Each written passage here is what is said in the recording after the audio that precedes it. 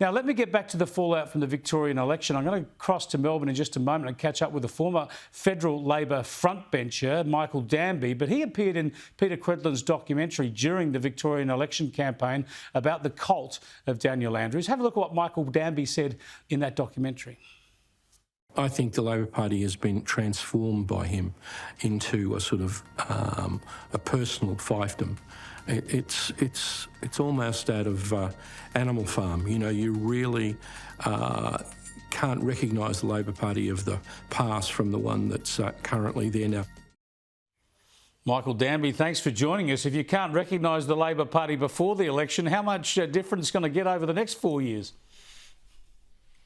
Well, one thing I can say, Chris, is like everyone, I'm pleased I was wrong, that they're not going to be in minority government in a coalition with the Greens. At least they're there in a majority, so we can blame them square on for what he does in the future. There's no excuses he's got from now on for suppressing democracy in the Labor Party as he has for 2 years, that there's no conferences, no pre-selections.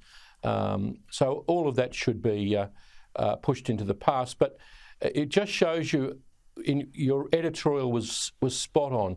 You can't pop up on some 25-year-old hairdresser's iPhone a month before the election. You're regarded as an alien if you don't fight all of these issues beforehand.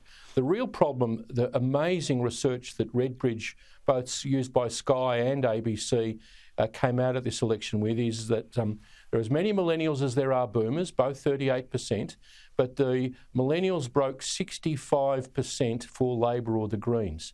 Now, the issues that interest you and me, Chris, interest rates, inflation, energy security, are obviously not getting through to the younger brigade. They don't share these concerns. And the fact that the Liberals don't fight for 4 years and they just pop up just before the elections on someone's iPhone is why this happens. You've got to explain to people that your electricity prices have gone up 56% because we don't have any gas in Victoria. We need to increase the supply of gas.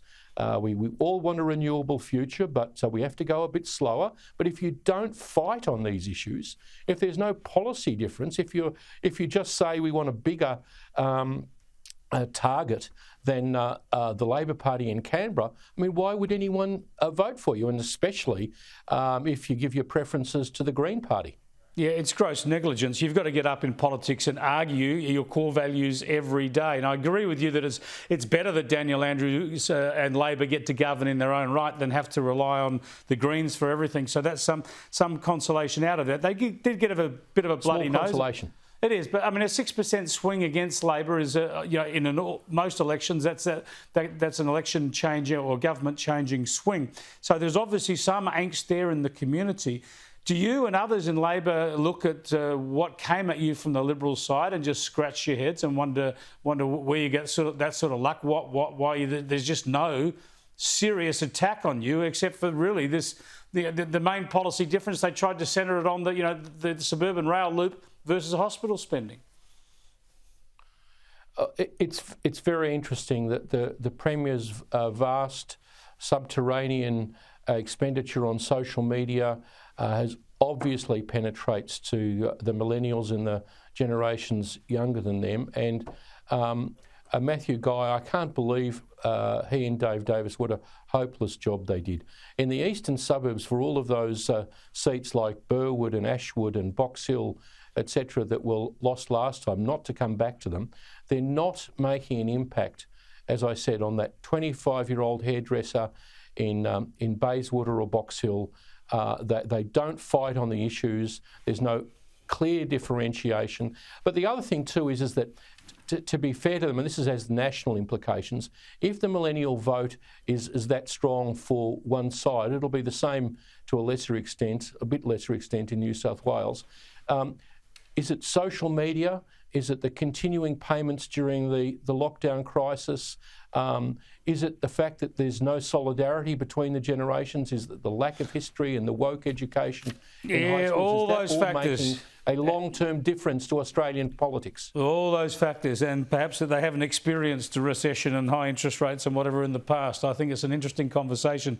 Thanks for joining us, Michael. I appreciate it.